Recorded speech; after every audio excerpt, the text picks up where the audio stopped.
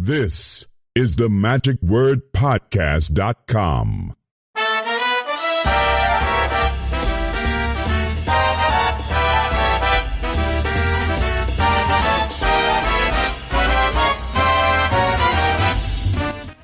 Hello, this is Scott Wells for the magicwordpodcast.com. This week is brought to you by the Friends of the Magic Word. Those are the ones who help us with their financial support, whether it's by an individual donation from time to time or their ongoing pledges from month to month. And we thank each of you for doing that. And I wanted to mention that up front because we haven't had any new patrons for several months now who have pledged to give us their monthly support. But if you'll go to themagicwordpodcast.com and go to the tab that says Become a Friend of the Magic Word, there's a little video there that will explain all that you need to do and why it is we need your support. And it will be greatly appreciated because there have been some people who have, for a variety of reasons, had to reduce or delete their pledges. And so we would greatly appreciate you helping to fill in the gaps that we've recently experienced. So any support you can give us will be greatly appreciated to help this podcast keep going. And one of the advantages, of course, of listening to the podcast is you get to hear about contests from time to time. And if you don't listen on a regular basis, you just might miss it. Or if you don't subscribe to the pod letter, wait a minute, what? You don't subscribe to the pod letter? Well, again, when you're at the magicwordpodcast.com, there you'll see a pop-up that will say, subscribe to the pod letter. And that will give you information about what's happening from week to week and also let you know about contests like the one that's running right now. I want to thank Charlie Randall again with H&R Magic Books, who published the book of Nick Tross Subtle Card Creations #9, which is the final one. And he is giving away, that's right, for free, 6 of these books. So there will be 6 winners whose names will be randomly selected this next week and will be announced in next week's podcast. So if you have not yet registered for the contest, go over to this week's blog and there you will see a registration form. Just complete that with your name and email address and that goes into a spreadsheet in which I will then randomly select 6 winners whose names will again be announced then next week. Good luck, and let me also mention that there is a pretty good possibility, since there are 6 of them being given away, that you could be one of the winners. Let me also mention that although this is open to everyone in the world, if you reside outside of the U.S., any foreign postage will be calculated and you'll be responsible for reimbursing for the postage. If your name is drawn and we tell you then how much the postage is going to be and you elect not to reimburse us for the postage, then another name will be selected. So please register and good luck. This week's episode, we happen to tie down 2 of the 5 members of the Champions of Magic. The Champions of Magic has been around for about a decade, starting over in the UK and then coming to the US and taking us by storm. And of course, during COVID, there were a couple of years that they weren't doing that. But aside from that, it has gone through a few iterations, and we were able to, again, catch up with a couple of the people. There are 5 people, but due to some scheduling issues, we were only able to speak with Hollie England and Alex McAleer. So those 2 also fill in for some of the ones who were missing, and they talk about them, and also some great stories from the road and some interesting background things I think that you'll really find interesting.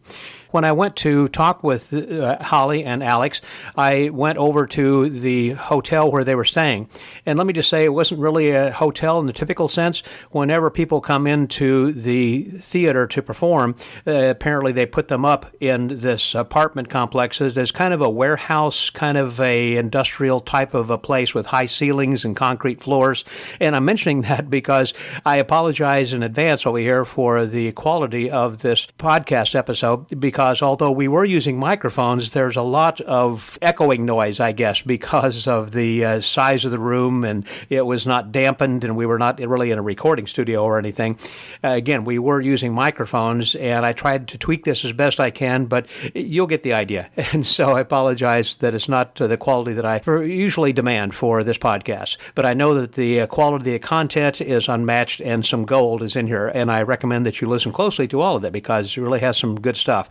So this episode is a little bit longer than usual, so let me get this started by introducing our guests this week, Hollie England and Alex McAleer, here on The Magic Word.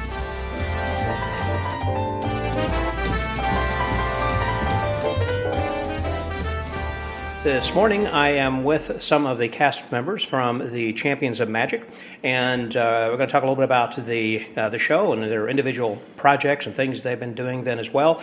It's a fantastic show. If you get a chance to see this show when it comes near your city, you need to drive to it to see it. It's one of the best magic shows you're ever going to see. Why go to Las Vegas when you can see it in your own hometown or someplace nearby in a nearby city in a beautiful theater? Anyhow, we'll get into all that. Please welcome my guest here this morning. First of all, Hollie England. Hello, Hollie. Hello. And then also Alex and McAleer. Hello. How are you? I'm good, thank you. Good. Glad you guys are both here. Now, there are several other cast members who are not with us today. Do you want to tell us about the other guys who are in the show? Yeah, sure. So we have Fernando Velasco. He's originally from Mexico, but he's been living in LA for many, many years. He's kind of our resident escape artist, but he's a magician in his own right. He's been doing magic since he was about 12, 13, something like that. Yeah. And Young and Strange, they're also from England like me. I guess your listeners would know, like Young did the Magicians podcast a few years ago. Also, Richard Young. Yes, Richard Young. Yeah. And they've both been on Fool Us a couple of times. They're kind of well known together for or independently? Together, yeah, as Young and Strange. I think they were on the first season, which was in the UK. And then they also did their cardboard box, That's a phenomenal trick, yeah. Yes, they're great at it as well. I didn't fool them, obviously, but... Well, it's been around a little while. I'm just thinking, it's been a while. That was the one that the guy from Germany, what was his name and his wife? Moretti, was it Moretti? Yeah, yes. Hans Moretti. Yes. Yeah, had done. That's just a great, great trick. Still, I think it's a fooler every time. Absolutely, and they've got like little bits of business, which does make it very fooling as well. Yes. And also the sort of shorter, stockier guy gets in the box. It's not a petite woman that gets in the box. So yeah, it makes it look like, well, I know how it works, but how is he? How can he get in? How is he doing? Yeah, well, same thing like himself. Remember with Hans Moretti, whenever that he would get in then and then come out like with a clown suit and a chicken on his head and beating a bass drum or something. It's like, wow. Making it even more impossible. Well, not about their show. What about yours? So those guys. So Fernando, you said did magic then also. Does he show you? I mean, when you're backstage, you guys show you card tricks or something? And Hollie, or yeah, he's always trying to work on his like close-up sets and stuff. So he's always got some kind of newfangled thing coming out. But he used to have a bird act actually. Oh, really? Wow, the guy does everything. Yeah. That's how he came into the show. Actually, we used to have a bird act. No that kidding. act left, and then it was sort of he came in as the replacement. Was there an escape artist at the time? No, it was because Fernando had the Jaws of Death. Yes. That it got put in the show. And when we first put it in the show, we were like, oh yeah, this show's been missing danger. Yes. Well, that certainly adds that element of it, that's for sure. And has there been any, if he were here, I would ask, have you seen any time which there has been near-death experience or something in which they're a little scary? Actually, well, last night we had to bring in the curtain for the water tank, didn't we? What happened? Last night was a little sketchy. Yeah, we had a few issues last night, actually, technical and share some stories. And People always like to hear about. Well, what happened last night is he does the water torture cell. Yep. And like most water torture cells, well, some people do it out in the open, but he does it so it's covered at one point, and it wasn't completely covered. So you do need to hide a moment. Mm-hmm. But luckily he has two moments where you see him. So the curtain does get lifted, as you remember, so you can see him struggling. Yep. But we had to bring in the safety curtain for reasons, and then it came back out again. Yeah, it was the kabuki curtain that kind of didn't quite cover everything. So it wasn't so much a problem with the gimmick itself as it was just the protection, I guess, to keep the secret from Yes. Exactly. It was exposed. Protecting the secret rather than... Fernando was fine. Right, yeah, he was That's fine, good. Yeah. I mean, no more in danger than normal. Right. And he did get stuck kind of recently on the Jaws of Death, didn't Yes. he? We don't know what happened, but his left leg, he couldn't unhook himself, basically. Oh, yeah, because he's got that little thing he's got to kind of lift up and that little hook that's on like the moon boots or whatever, yeah. Right. And for some reason he got stuck. I can't remember why, but and the timer went past the 60 seconds. The music stopped. You could see him going, Did they close the curtains at that point? No, or? he just managed to finally get off. He's a young, fit man. He just managed to pull himself up and get out of it. So, and then the thing clamped shut. Yeah. Okay. Although, saying he's a young, fit man, we weren't really sure if he was even going to be able to do the beginning of the shows here in Houston because we'd had a little break, like, what was it, two weeks maybe? 2 weeks, yeah. And he'd been skiing or snowboarding with his family, and he actually had a little accident and hurt his knee. Oh, my. Mm-hmm. And then he had a car accident afterwards too. So he came wearing a brace the first day, and bearing in mind he is dangling from the jaws of death upside down and falling onto a crash mat, and then inside a water cell upside down. It sounds like you should have put him back into his dove act for a little while, True, yeah, he should have just stuck to the safety of doves for a while. Yeah, the worst thing that happened there is a dove poop on you or something, Not much could go wrong, with that act. Yeah. And also, then, Hollie, you've been, first of all, the Champions of Magic has had several iterations and different people who have come through. It started in England and then expanded to the U.S. and then internationally. Or tell me a little bit about the history of that. Can you, Hollie, tell me? Well, I'm kind of the most recent member of the cast to join, actually. But yeah, it started. What year was it? 2012. 2013. 2013. Yeah. And it started at a fringe festival. Is that right? The very first iteration. Maybe a smaller in version? Edinburgh. Fringe No, Festival? it wasn't. I think so. Our producer, who's called Alex as well, confusingly, he used to produce stand-up comedy nights when he was quite young. Actually, there was a couple of nights he couldn't technically enter because he was too young to enter the building because it served alcohol. But and then he booked a couple of magicians. He was quite a fan of magic, so like Pete Furman and Ali Cook. Mm-hmm. And he booked them both on the same bill and thought it'd be great to have a whole night of magic like this. And then he just started looking for other performers. He used to work quite closely with Piff, the Magic Dragon, still does. And then he sort of created a show that's a comedy night, but of magicians, scoured around. I just got an email out of the blue. Was Piff at the time, or was he still John? He was Piff, Okay. yeah. He wasn't Piff, the Magic Dragon, in big capital letters, but he was quite well known in Edinburgh and stuff like that. And I think the producer had seen me in another show and wanted a mind reader, because you get an illusionist, you get a dove act, you get a close-up magician, and you get a mind reader.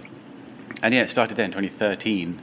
We toured. I think the first tour was maybe 5 shows or something like that, and I was in 2 of them.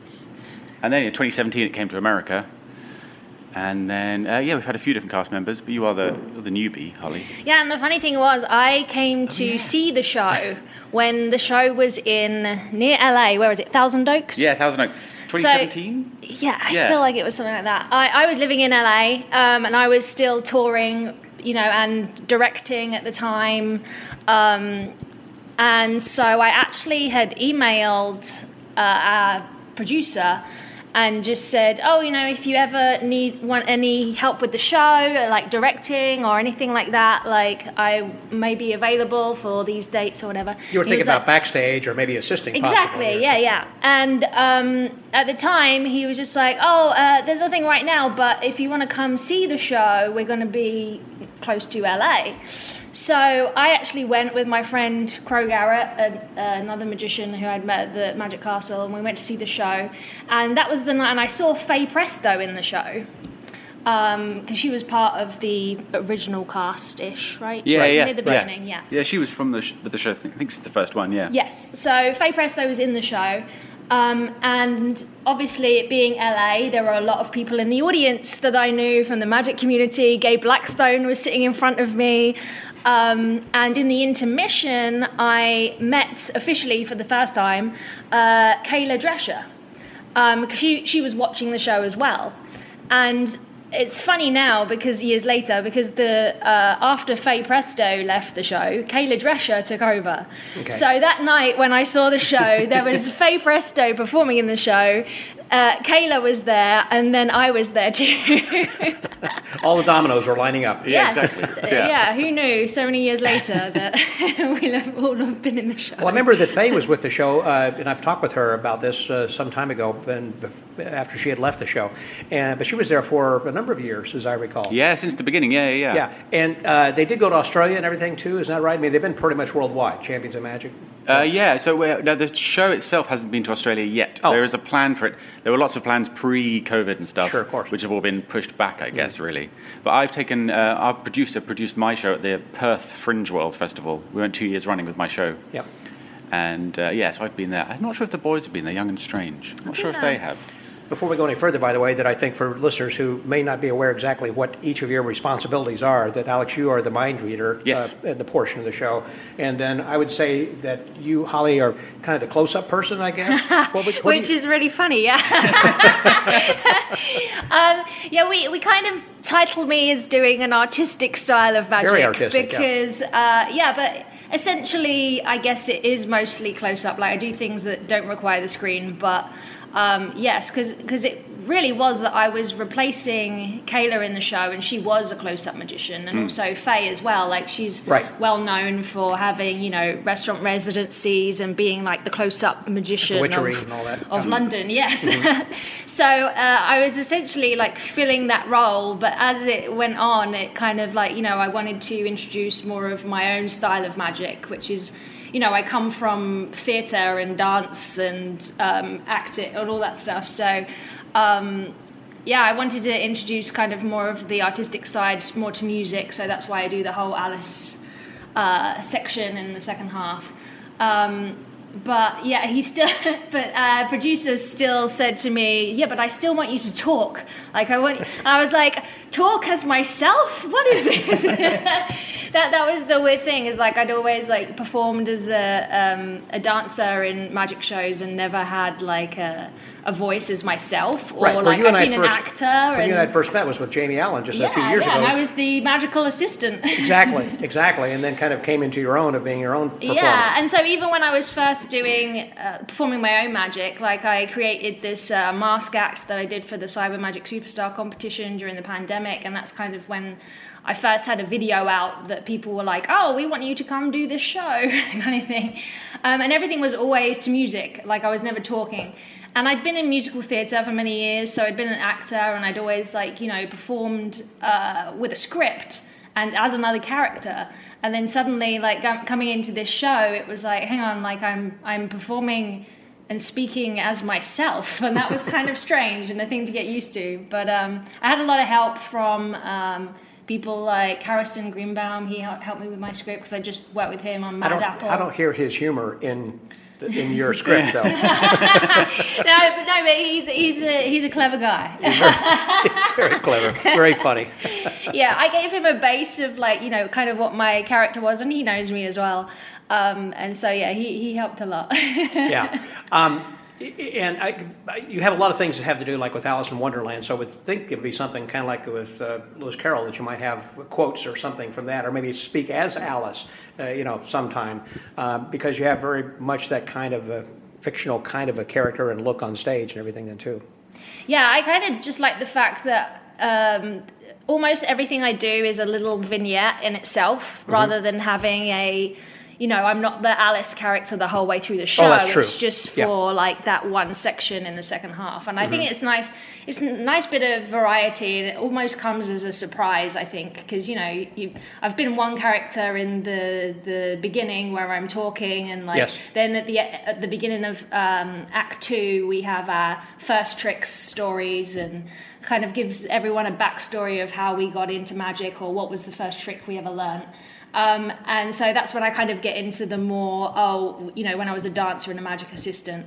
And then it kind of develops into how I'm using the kind of dance movement aspects to then go into the dollhouse or the Alice scene as well. So I like the fact that there's a bit of variety in everything that I do. Every time I come on stage, it's kind of a different...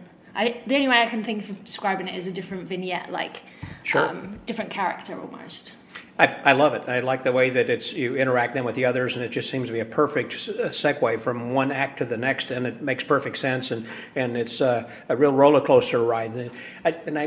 I really don't like to use the analogy of a roller coaster, because that implies that there is a down part before you get to the up part, and there isn't. I mean, this just continues to go up and up, but it's still thrilling, you know, all the way through. And I particularly have been talking with so many people, Alex, about your act because I love the way that it's blocked, and the staging. First of all, the background and everything. But is that a video screen, or is that a scrim, or what? Oh, for the Whispering Imps. The Whispering Imps. Yeah, so it's a backdrop. It's painted. We got an artist to create it, but we also project onto it. So there's a crystal ball in there, which we were always planning to use as the screen. And for people who don't understand it, it's like a skeleton holding it, kind of like an Alexander poster. Yeah, that was what we gave the artist as inspiration. But then we got a guy working on the show who does projection mapping, and he said, we could add like that ruby that's on the turban. Like we could add glows, some glints to that. We could have some like stuff coming out the eyes. We could have orbs floating around. I was like, brilliant, sounds amazing. Because also my favorite bit is because the first part of the act starts the front of the tab. There's only just me and the spectator, and then the curtain goes up, and you kind of go whoa from the audience. Yeah. They see all the props. They see they see it all, and they go like, wow. This is going to be good. Yeah, exactly. Yeah, I had to come up with an act that is good enough to go with the backdrop. The backdrop came first. It could be, it's always the best way to do anything in magic. Get the prop and then work out. And then work out the script. Yeah. But also not just that I like that kind of little thing that they walk up like a bird cage and that they're sitting in type of a thing. Any magician could bring out like a chair from the back of the stage and do psychokinetic touches or something or whatever with a person sitting there, but you have the person then on this gilded cage, kind of like a gazebo type of a thing where they walk up, and so they are separate from you. Not only has a blindfold and everything, but then you're over on the side of the stage, but it is aesthetically pleasing from an artistic eye that I have of seeing the way that this looks from wherever you are seated in a stage, in the audience, of whether, like the other night, I think it's, what was that, a 400-seat theater, I think, where you are now? 400 or 500, But it could be a 2,000-seat theater, and people could see what's going on and be interested in what. I just think that it's brilliant. Yeah, thank you. Also, my initial idea for the act was to went through a few iterations, but you know that classic image of the mentalist and the medium, and it's normally the assistant that is blindfolded on stage and receiving information, a code from the mentalist in the audience. I wanted that image, but it's a member of the public that's the medium suddenly, because that makes it more interesting. Of course. Yeah. And then I always had this idea about the whispering imps and doing something with that. It's been an idea I've had for several years. And then over the pandemic, me and the producer were chatting about, like, why don't we do something with this then? And he's the producer. Like, I'm a mentalist, so I come up with things that are really small, little bits of paper and envelopes, and I can do incredible things, but it's really small. And he is the producer of a big show, so he goes, how can we make this bigger? Why don't we put them in, instead of just having a little cage that the imp lives in, why don't we put them inside the cage? And it became this bigger thing. And I'm pretty proud of it. Yeah, brilliant. No, I love that. I think that's a high point in the show. For me, it was. Show filled with lots of high points. I do want to talk about some of the acts that are not here with us right now then as well, but I do want to mention how I really enjoyed after you came back in the second half when everybody used a dollar bill, and one person, Hollie, I think you had a bill trick and you hand the bill to somebody else, and each of the six members, is that right? Members? Five members will do a completely different trick with the same bill. I just thought that was kind of interesting, the way that showed your personalities and everything then as well. And it's a good place for that, as opposed to early on, it's kind of like, let's get with the big stuff fast. So that was a good place, I think, placement-wise in the total structure of the show to put that in. That was just brilliant, too. That was kind of a thing, I think it was from our producer. He said it would be nice to get everyone on stage all doing something together, but you get the problem of like, well, the mentalist can't point at a box and make a helicopter appear. It doesn't really make sense. And then I think we tried to think of something that we could all do. And then, so the obvious thing for a mentalist is reveal the serial number on a borrowed bill. And then, like, what other things can we do? So Richard Young from Young and Strange, they both work as close-up magicians, or he certainly used to. So he's very good at the $1 million bill change. Yeah, $100 bill switch. Yeah, $100 bill switch. Yeah. And does it, without any plastic things. Yep.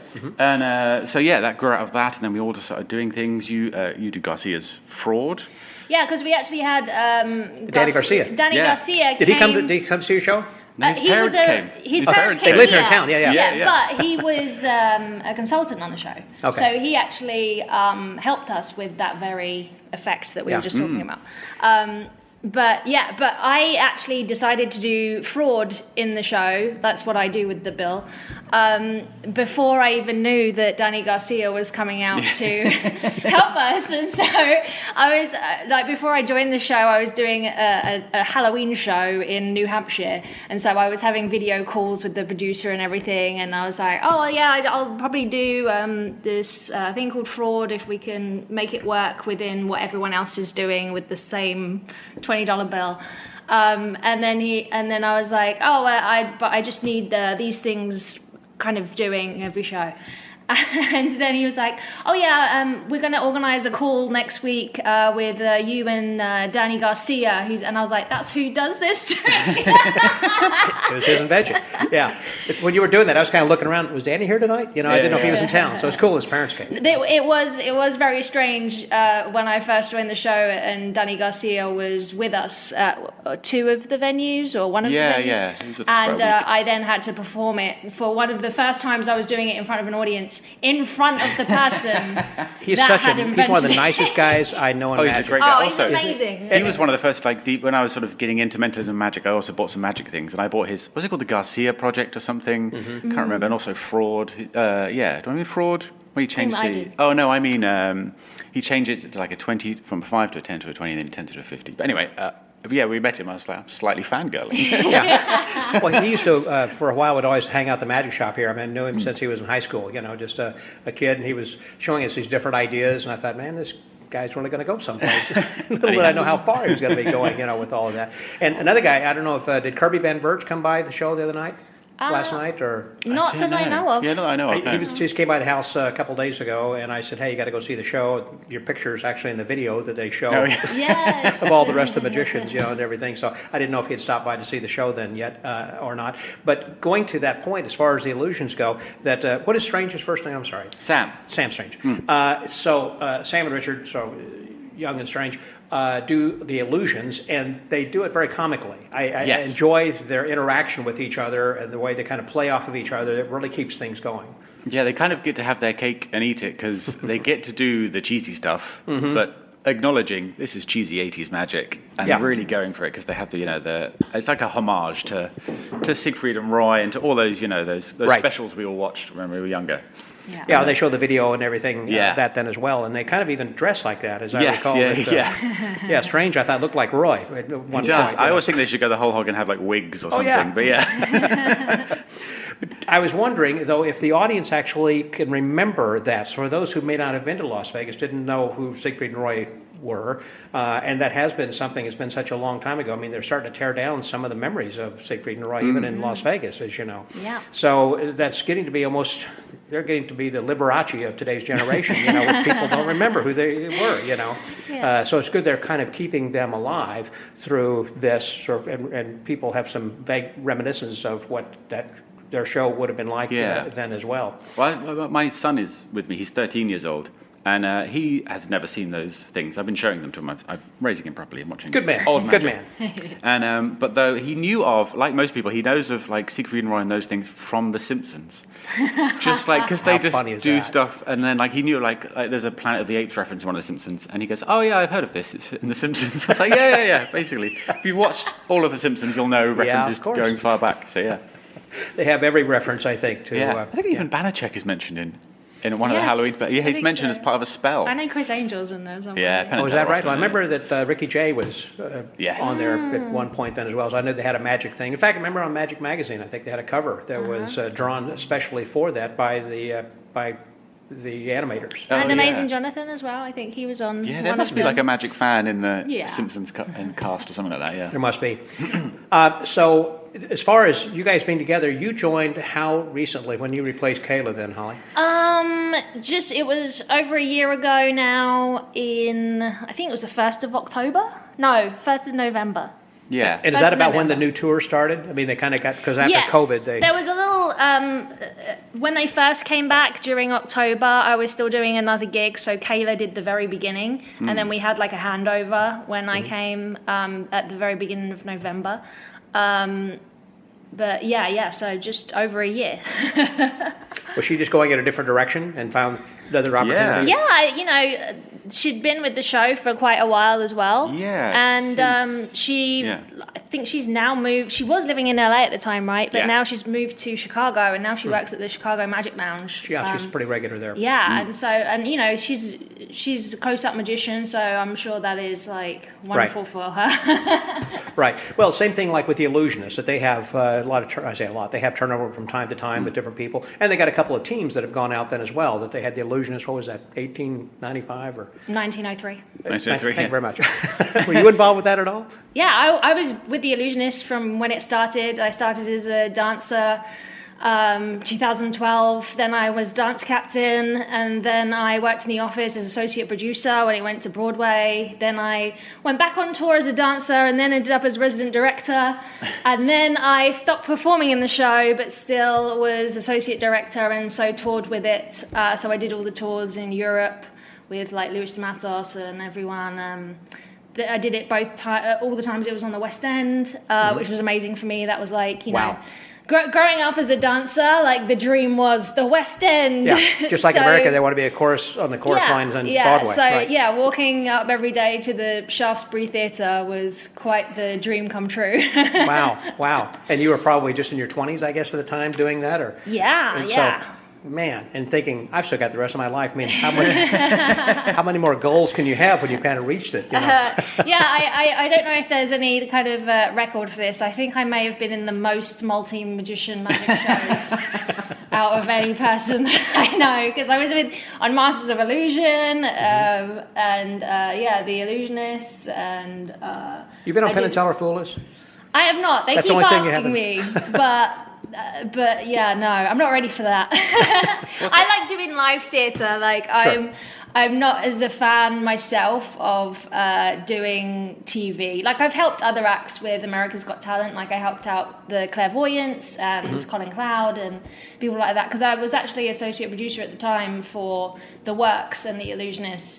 And so part of that was I created the social media accounts for the shows and everything. And so when all these acts were on America's Got Talent, I actually helped them with, as well as like creating the acts every week that they were going to do on the show, I also helped them with their social media and things like that. So I kind of done a bit of everything. You're kind of the new Joni Spina, it sounds like. I think magician was the only thing left on my list, so here I am. Like, it was funny when you joined the show, sort of initially as the close-up magician. Yeah, it was weird because you'd probably done more illusions than all of us combined. Yes. And even Scott, you saw like when I came and did I Magician, and we did that in Chicago as well as here, which is amazing. I love working with Jamie, and then I helped him out with Illusionarium. I was the show director on the ship. No. During the pandemic in Toronto. Oh, okay. He created, first it was called Magic Maze, then they changed it to Illusionarium, and then it was Magic Immersive when it came to Chicago. And he's got something new that he's working on now, I believe. He's always got something new. He's just released a book that's like literally, you know, if Jamie Allen's going to release a book, of course it's called like everything. Once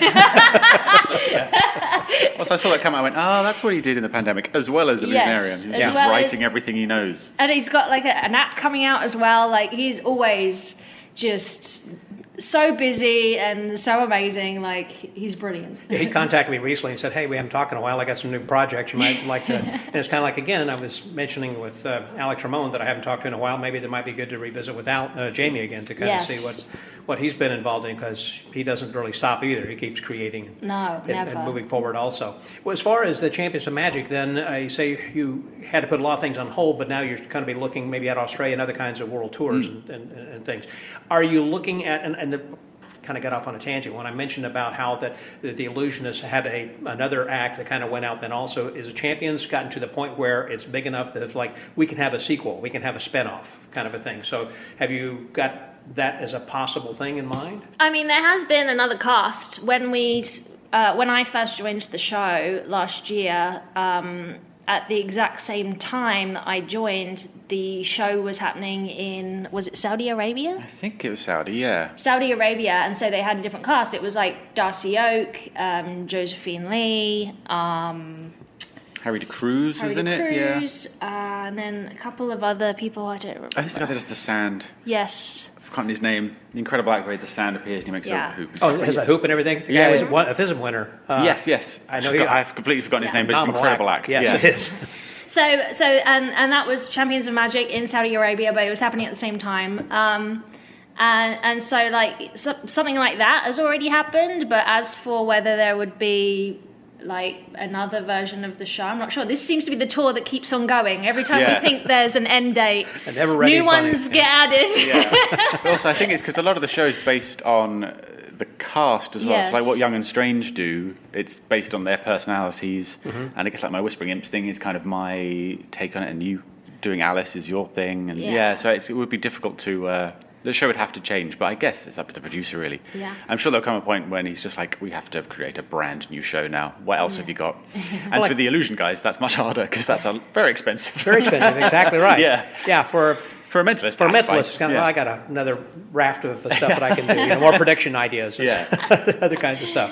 And it seems also that it is different from the illusionist. In other words, if somebody said, well, I've seen the illusionist, so why do I need to see the champions, or vice versa? I think they're both completely unique because we talk about close-up. We didn't have really somebody in your show who's doing like cards or anything, close-up show. No, it was only really in illusionist, the cards were only really in the encore, and it was more, there were only cards in the show when there was a manipulation act. So was that Jin Lin? We had many. There was Yuho Jin, Hun Jun Kim, An Halim. There may have been one more. All the best guys. Yes. Just cards coming from nowhere. But then, at the end of the show, there used to be an encore where that's right, where you spread out the cards and spell the name or something. Yeah. Right. But not really close up apart from that. And in the original The Illusionist 1903, or as it got to be called, Turn of the Century later, originally there was what's his name? Armando Gutierrez. Armando Serra. Yeah, he was in there at one point. I didn't know he was part of that show. Huh. The very, very first one. That, okay. Charlie Fry was part of that, I guess, back then. Oh yes, yeah. Charlie Fry, Kaden and Ginger, and everyone, But the main difference, for me having been involved with all of those shows and then coming to Champions of Magic, I think the main difference is that we do whole acts where we're all part of it, like all together, like you were saying about the bill trick, right? And how we're all on stage at the beginning of Act 2, where we're talking about the first tricks that we learned, giving a bit of background. I think it's important to kind of personalize and humanize each of the and the way actors. That in The Illusionist everything's kind of dark and serious, and even like the big illusions. Well, until Jeff Hobson comes out. Apart from Jeff, but he's not doing big illusions, is what I meant. So and then Young and Strange come on, and it's like, it just puts a different spin on it. So and I feel like apart from Jeff Hobson obviously, or whoever the trickster David Williamson is, or David Williamson or Paul DeBeck or whoever the kind of comedy character is, I feel like Champions is more of a comedy-driven show, and that is probably because our producer comes from a stand-up comedy background. Oh, that's interesting. Okay. And I feel like they're very different. Like from a trailer, you may be able to say, "Oh, there's still fire and pyrotechnics and people escaping," but when you actually see the show, it's they are very different. Even though they're both ensemble shows, completely different. Yes, exactly. I mean, if they both are in your town or back to back, I'd say see both. Oh, definitely, yeah. And so with so at this point, they're not talking about necessarily a spin-off type of a show. Not from that Champions. we know of. I know several years ago the producer was thinking about it, or doing like a all American cast or all British cast or something like that. Well, this is all British right now. Yeah, pretty much. I mean, you live in the apart from US. Fernando. Fernando is from that's Mexico. Right. Yeah. And I live in America. You live in Vegas. But I don't know. I think probably at some point there will be a change in cast or a change in the show. But I don't know yet. Don't know anything about that so far. I was going to ask you then also about your Instagram account, because I like following you. The wonderful things that you post all the time, and that you do a beautiful artwork and drawing a lot of things. So do you have like your own merch store or something where you sell stuff? Funny enough, Alex here is helping me right now with that. It's a lovely phone background you've got there. It is. That's the thing I drew. Like I've always loved art and like kind of like manga style art and pop art and you go to Comic-Con like and all art that kind of thing? You involved with that? I have been to Comikaze when I lived in LA. So I love all that stuff, and I've gone through various, whenever I've like in the pandemic, I did a lot of painting. Actually, the T-shirt I'm wearing now is I painted it and then they put it on a T-shirt. Is that somebody, or who is that? This is Karl Lagerfeld. Okay. Yes. It's just something. I'll take a picture of that, so that way the people who are listening to this can go to the magicwordpodcast.com and you'll see a picture of that. Okay. There's been a few like paintings that I've done that I've then just like put on T-shirts or whatever and sold. But I'm actually like doing a revamp of the kind of merch store. And McAleer is very, very good at using Photoshop and putting all my paintings or whatever I'm doing into things that I can actually put on T-shirts. It's true, because you're good with a pen and, like, because I studied graphic design and stuff when I was younger, before Magic and stuff. So I have an iPad and a pencil, and I use all those apps. So I use the paint and the actual real pencils, and then you sent me a text to go, can you make these look better? Yes. Did you have a graphic background as far as when you went to No, school? I went to art school when after high school and stuff, but I did leave to pursue magic. I stopped turning up, basically, and then I turned up one day and said to my main tutor, basically, and he was like, oh, good if you should join us. So I was like, hi, can I have a word? And we went into the dark room because it was the photography studio. Yeah. And I think I'm going to leave to pursue this magic thing. And he was like, well, don't tell Tim, who's the guy in charge of the whole art school, don't tell Tim I said this, but yeah, do it. I haven't seen him since. I want to tell him. It's like, oh, I did it, by the way. Have you just done strictly magic then all of your life and since then? Professionally, yeah. I had a job in a greengrocer's and a supermarket when I was a bit younger. But yeah, it's always been mentalism as well. I've never really performed as a magician. I could do a few things, obviously, because I learned peripherally magic. But it seems that the UK has... Israel and the UK are big into mind reading and mentalist. You know, it's not as big over here. You know, Banachek and Max Maven and a few others have been, Richard Osterlin and others have kind of put that forward as, you know, but it's been slow. I remember when we first started, when we put out Radio Magic years ago, and I went to Joe Stevens and I said, hey, we're interested. And he said, well, no one knows who, at this point it was Steve Shaw, no one knows who he is. Yeah. And so, plus mentalism is not big. At that time, he had a video of Larry Becker, and that was like the only guy. And he said, it's not really a big seller, so mentalism is not big. Now, keep in mind, this was in the 80s. So Banachek and I first became partners back in 1987. So that was kind of new. And so a little at a time, I mean, it has grown. And I would say our biggest market for sales outside the U.S. is definitely the U.K., by far. I mean, it's huge. And I know there are just a ton of mentalists over there. I talk with guys frequently over there. So is that kind of how that you got involved instead of magic? It's because of Darren Brown. Because of Darren? Okay. First special, I think, was the 2000s. So you saw him on television before he went to the West End? You've seen him? Oh, yeah. So it's probably by the time he'd done 3 specials, Yeah. he then did a tour. It was just called Darren Brown Live, Yep. and I went to go see that and stuff. But yeah, it was just... And also, it wasn't that particularly big when it first started, Darren, in the UK. But so he was on Channel 4, and they used to have this digital channel, you know, extra channel, cable channel called E4. I just kept repeating it. Mind Control, his first special. I think my dad said to me, oh, there's a guy on TV. Because I like David Blaine, always been a huge fan of Penn and Teller, because we had The Unpleasant World of Penn and Teller, which is kind of their UK series in the 90s, 93, 94. But he said, oh, there's this guy on TV doing like magic stuff and mind reading. Watch it. And I was like, this is great. And then, you know, go online. This is what I want to do. This is what I want to do. This is much better than the David Blaine floating in card tricks and stuff. So I bought a bunch of stuff and then, discovered Banachek, bought Pre-Thoughts, bought PK Touches, because everyone bought PK Touches and PK Time because Blaine did them. You're welcome. And bought Radio Magic, which I think I still have the CDs somewhere. We started out as cassette tape. Yes, yeah. And it was really good, like, over-the-phone Russian roulette thing, right? Where it's basically like the Jack Yates thing almost, where you mix them around and stuff. But just got really into that. But there'll be a lot of mentalists my age, so like Colin's definitely one as well, where it's because of Darren Brown. So we spend all of our time, and it's really good performing in America because we don't. Well, for a long time, especially when Champion started in the UK, I was the guy that did the Darren Brown stuff. And it's a bit more accepted now in the UK that, oh, you're one of the magicians that does the mind reading stuff. It's like kind of looking at people's facial expressions, right? And also there's a bit of magic in there too, right? And you go, yeah. Right. Whereas over here in the US, it's not so well known. Correct. So I do find myself having to say more, this isn't psychic, it's not supernatural. Whereas in the UK, you just don't need to say that because the public in general know, oh, there's like psychological tricks or there's, all sorts of things going on. But yeah, there's a lot of mentalists in the UK. Yeah, I know, of course, Luke Germain and Pete Turner and so many different people that are doing some wonderful things over there and probably getting to be better and better known all the time publicly as well. And coming over here, you're right, that the word mentalism or mentalists, I think to the common person in the street is kind of like, does that mean they're crazy? Because they got a mind problem or something? That they're mental, they're crazy.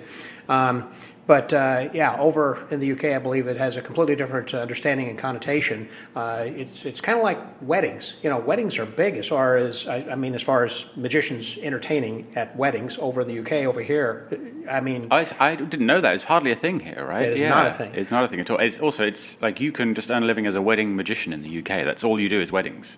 I've talked about this several times on the podcast in the past. I have promoted that on my website. I am one of very few people apparently in the U.S. who has done that and gone to these wedding planner shows, and and plus I have been ordained, so I can actually. You can't do that over in the UK. I know. No, yes, certainly not as easily. I was doing a lecture once. Had a tour in the UK, and I was talking about that, and I mentioned about how these are some things that you could do, and they looked at me like, well, you can't get ordained in the UK. Like, okay, so I cut that part out of my lecture. We don't understand what you're talking about. Yeah, I think in the UK you'd have to be the captain of a ship or something like that. yeah.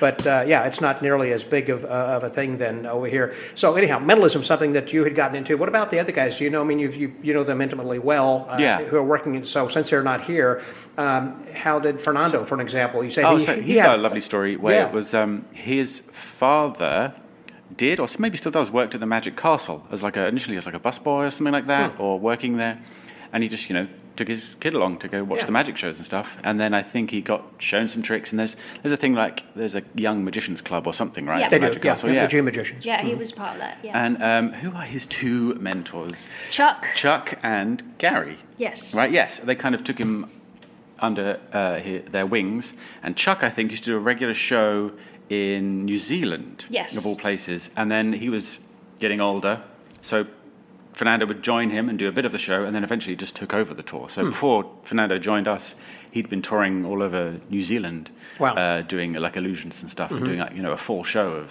a bit of close-up, bit of maybe a prediction, doing an illusion, all that sort of stuff. Doing a full 90-minute show. And he was pretty young at the time. And with Young and Strange, so the story that Young tells about David Copperfield and that sort of stuff, that's genuinely, he saw David Copperfield on TV and wanted to be David Copperfield. And I believe as well, he was still living at his parents'. You know the fan illusion? There's a big industrial fan, you pass through it. Right. I believe he bought that, and he had to store it under his bed in his parents' house, where he was still living as a young man. And I don't think he had any gigs to do with it, but he was just like, this is such a cool illusion. Yeah, I just want it. Yeah. And it used to be in the show many years ago. But and then also close-up magic, because close-up magic's a big thing in the UK. He did a lot of weddings. Yeah, he did a lot of weddings. I'd say Young and Strange were kind of at the top tier of close-up magicians as well in the UK. And Strange, as he says, genuinely just loved manip acts. So I think he bought... who's the guy who used to be a dancer? I've completely forgotten his name now. Jeff McBride. The Jeff McBride DVDs and stuff and all those sorts of things. Forgettable name. Yeah, a forgettable name. Yeah. I thought you were talking about Rick Thomas.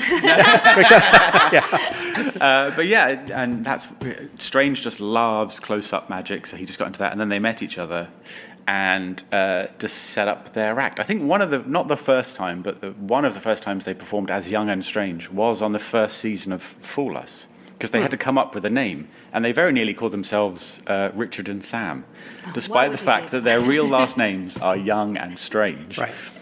So I hope maybe a TV producer was like, I think this is a better name. It flows name, much better that way, rather than Strange and Young. I mean, there's so many different ways you can put that together, but Young and Strange. It's kind of, I've heard them talking about Crosby, Stills, Nash and Young, about how that flows, and that they were talking about how that you can put any name in any other order, it just doesn't sound the same. There's something about the way that when you're copywriting or you're putting together a name, branding something, it has to sound and look right. Yeah, it's got to look right written down as well. Often, like my name, when it's spelled correctly, there's a lowercase c and a capital A.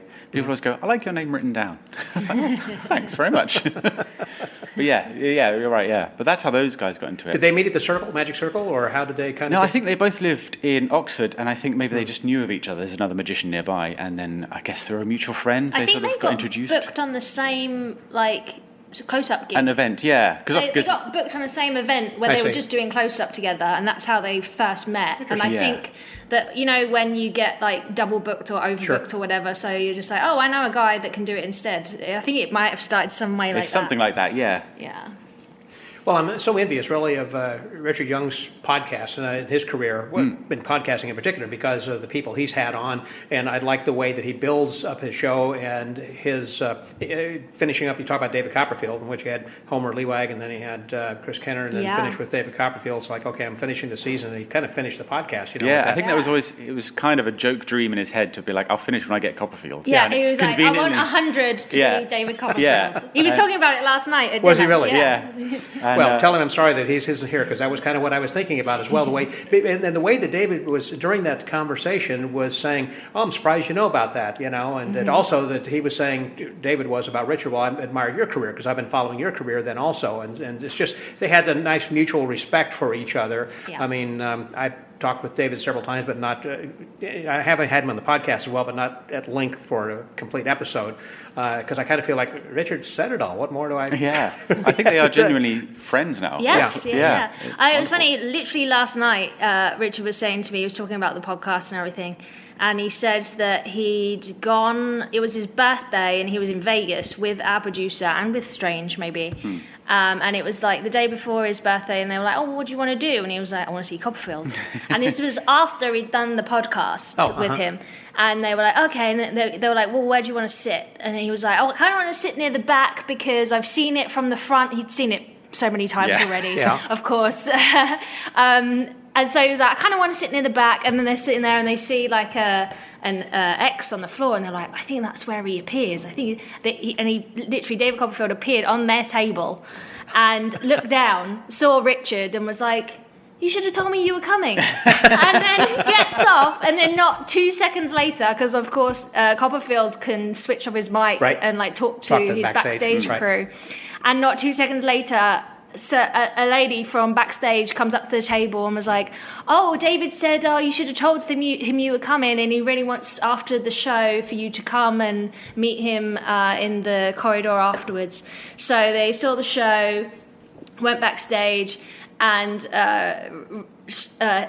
Young was saying last night that it was the most magical, amazing moment when Copperfield said to him, he was like, "I was listening back on the podcast that we did, and I just want to say how amazing it is that I just felt everything that you were saying. I could feel that it came directly from the heart." Genuinely from... Yes. Yeah. And I think Strange and our producer, Alex Jarrett, they literally were like trying not to well up, you know?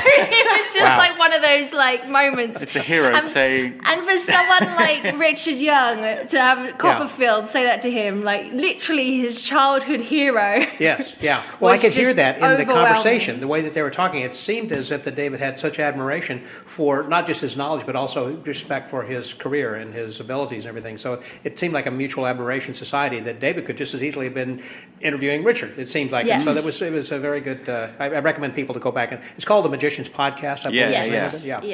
Yeah. How many years did he do that? 2-3 years or something? Yeah, I think. and had 3 seasons. Ago. Yeah. A total of 100 episodes. Yeah. And do you know why or how he got started with that? Or? No, I don't know why. I know I think it was just a project he had in mind.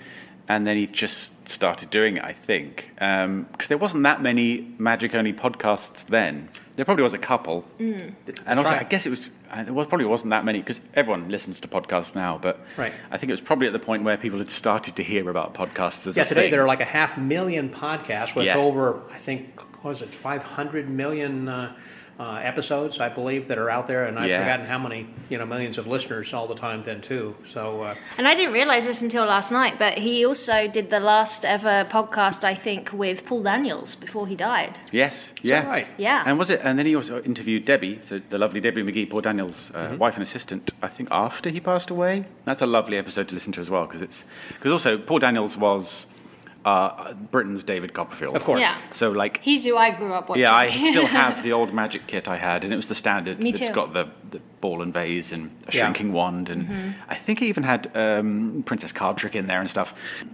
So he also has a genuine love for Paul Daniels, because everyone in the UK about our age grew up watching him as every Saturday night. And also like the viewing figures that Daniels used to get, like 9 million people watching That won't happen anymore in the No, UK. it wasn't. It's like in the U.S., he would be equal to what we would have remembered in the old days in the Tonight Show or the Johnny Carson Show, and I refer to that Yes. because there would have only been the three networks of ABC, NBC, and CBS back then, and Yes. so and also after a certain hour, the TV went offline. Yes. So I'm saying those were in the old days, and so there wasn't a lot to watch. But Johnny Carson was like the person to watch, and so Paul Daniels was like the Johnny Carson. Absolutely, yeah. Whenever I had an episode one Christmas that was The Grinch Who Stole Christmas, and I had used Eugene Berger as the voice of the Grinch, I got an email from Paul Daniels like a couple days later saying, "Hey, Debbie and I were at the breakfast table just enjoying our mutual friend Eugene, and thanks a lot, for that memory, and it was great hearing him, etc." It's like, wow. So I wrote him back and I said, "Well, thanks for the compliment. Would you be interested in being on the podcast?" He said, "Absolutely. When do you want to talk?" So we set it up and had him then as a two-part episode. I like to have somebody that everyone knows kind of worldwide every 50 episodes, so like David Berklis and like Paul Daniels or Tom Mullica, Max Maven. I've got number 750 with Luis Tomatos, so different people that in the world will know who these people are and recognize, that then as well. But anyhow, no, I just... I think he had a great run with his podcast, and you're right, there weren't a lot of us at the time. I think I've been doing it the longest. I think I'm the podfather of Magic Podfather. It's been going on then for so long. So Sam Strange, you said, and Richard were both doing close-up and everything, but they also had done stage Yes. illusions. So how did they actually start? Were they inspired by Siegfried and Roy, do you think? Or I don't think it started that way. I think so. Young always liked the big stage illusions, and even the dancers and the girls and the guys moving boxes around. Yeah. So in their first Fool Us appearance, there's a girl in the box at the end as the surprise kicker. They do a sort of sub-trunk. But they were doing something together at that. Yes, that exactly. Okay. I think though, because also you mentioned it before, the Edinburgh Fringe Festival, big festival in the UK. Right. I think they probably did a couple of shows in their hometown. I see. And then went to Edinburgh. I think they did 2 or 3 shows maybe. But they had like a great room, and it was also on what they call the free fringe. So you don't have to book a ticket. Right. You can just turn up and then you pay at the end. It's a bucketing show basically. Yeah. But because it was an illusion show, people were just sort of blown away by the fact that just you bring out 2 boxes and an assistant, suddenly it's a big show. But they always did comedy things with it. There was always a bit of a pastiche. Yeah. I think their Vegas routine at the end of Champions started from just the it's the spiky box that goes this. I don't know what it's actually called. 360, 180. 360. Whatever it's called. Girl gets in, vanishes, spikes go in, that sort of stuff.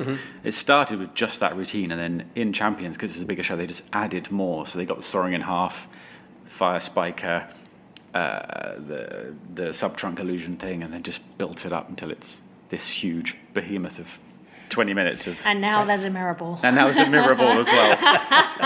But I do remember, like, in their show, they used to do bits... I never saw their solo show, but what's the rice bowls routine? They did it with Strange doing it with some Frosted Flakes and milk. Just because... It's just that really British sense of humour where it's like, you're doing this incredible thing, but you're not taking it too seriously. Yeah.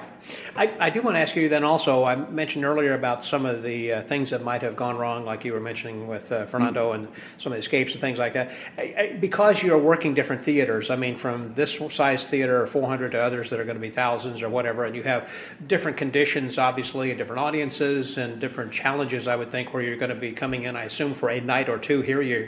Now you're here for like 3 weeks almost, and so you're kind of almost in residency, it seems like, here night after night. Can you tell me some stories about what it's like on the road and traveling? Do you have a bus, or you get on the plane, or how do you travel? If we're doing one-nighters, so we do one venue, so we load in the morning, do the show, load out that evening, and travel. We have a bus, it's back-to-back. But sometimes if they're a bit more spread out, or we're doing 2 or 3 nights here, it's... late night or early morning trips to an airport or a hotel. Yeah, and then we're in hotel or Airbnb or... Yeah.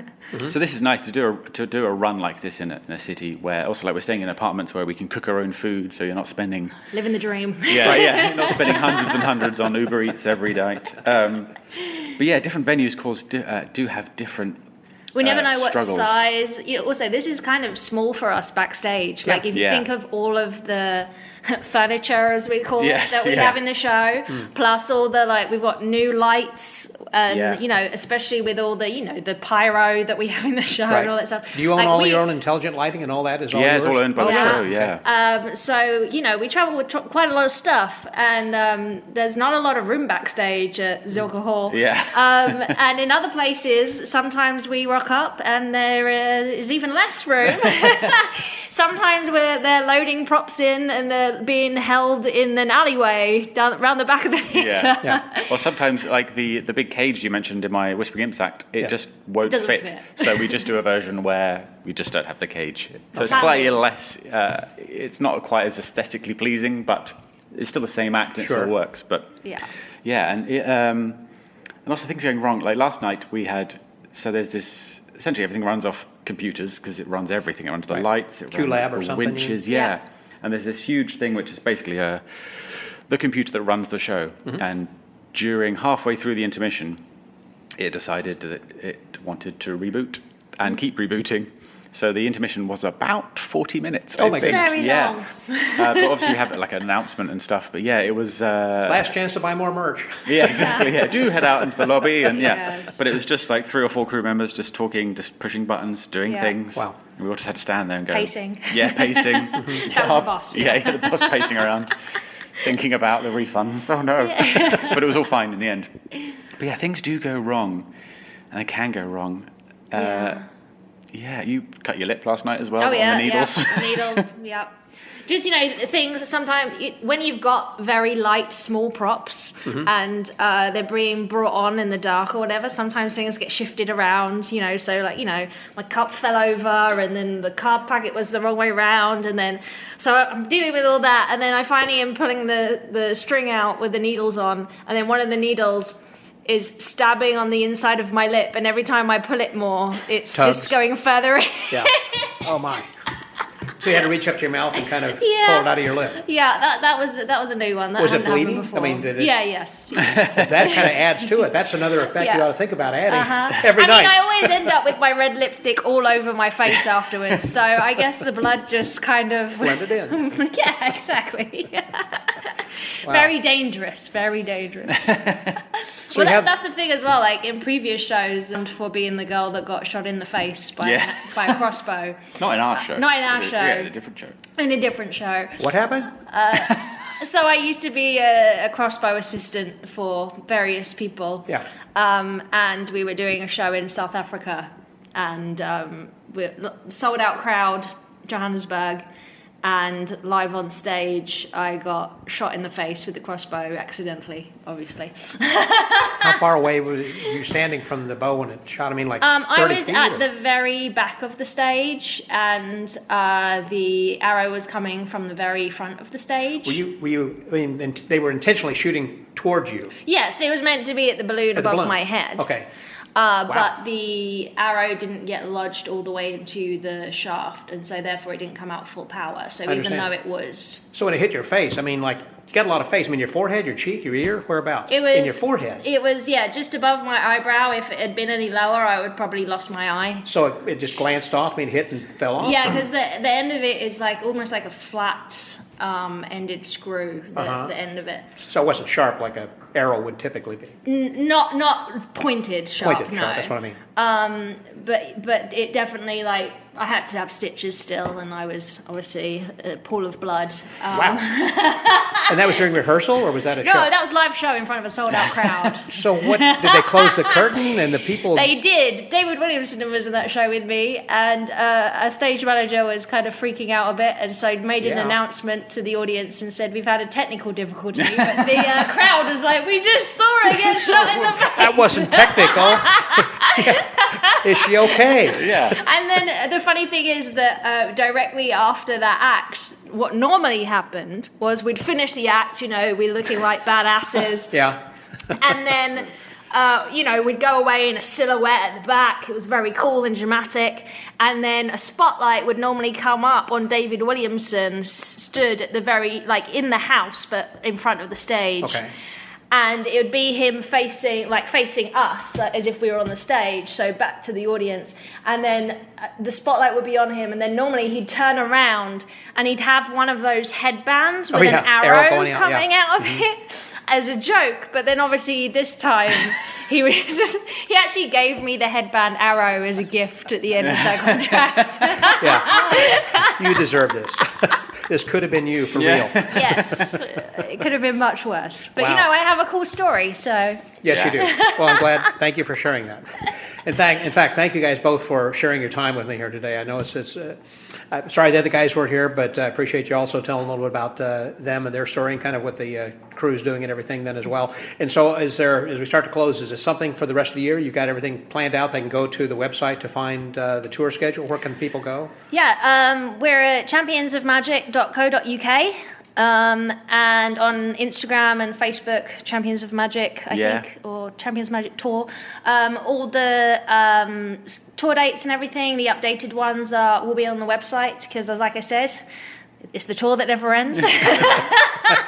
Because we're touring all through March and into April, a bit at the end of April as well.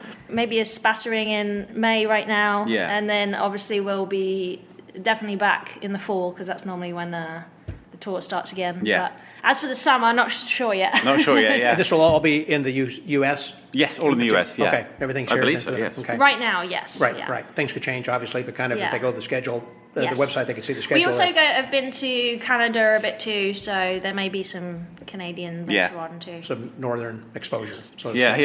yeah, the true north. Yeah. Well, and as we close, I want to ask each of you then, since my podcast is called the Magic Word Podcast, I always like to close by asking what it is that's your philosophy of life. I mean, something that would be a phrase you live by. It wouldn't be a word. I don't mean like abracadabra. I mean something that would be important to you.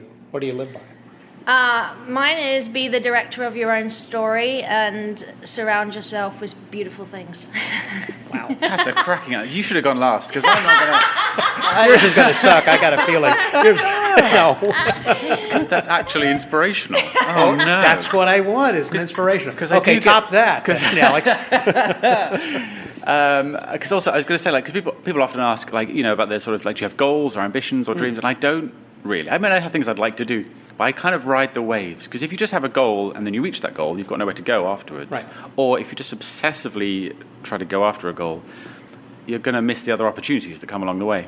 So just kind of ride the waves of things that come along and kind of just enjoy yourself. Just relax and have fun, because you've got to enjoy it, really. You go with the flow. Go with the flow. Enjoy the journey. Enjoy the journey. Enjoy the journey. Ooh, It's the love journey, not the destination. That's right. Two brilliant different suggestions. Thank you guys very much. It's been wonderful. Thanks for your you. time. Thanks for your friendship, and good luck with the rest of the run from now until eternity. It sounds like, you say the show that never ends. Yes. So with the Magic Word Podcast, that was Hollie England and Alex McAleer. This is Scotty out.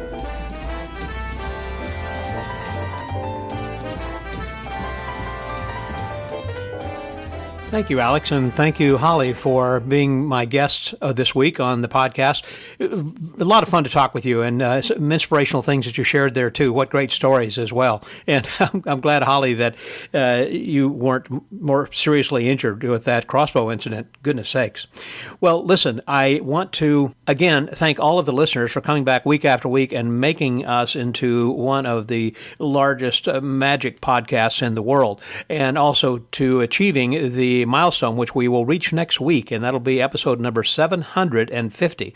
We're coming up on like about 12 years of doing these podcasts week after week, and sometimes day after day whenever I go to conventions, which is another thing that next week, after I release number 750, I'm going to turn around and go to another convention, which happens to be the Senior Tour in St. Louis. Following that, then the following week, I'm going to be reporting from the Obies 4F, that's Spectre's Finger Flicking Frolic, at that convention, and then I'm going to stay for an extra day to go to Monty, which is the Magicians Alliance of Western New York. So there will be a lot of podcasts, just boom, boom, boom, several in a row that will be coming up next week, so watch for those. All that information and more is going to, which includes, of course, who my surprise guest is going to be for this 750th episode, will be included then in the pod letter, which if you subscribe, you will know. So until next week, stay well, get booked, and remember to be the director of your own story and surround yourself with beautiful things, just as I did this week with my beautiful guests on this episode. And also, remember to ride the waves and enjoy yourself. This is Scotty out.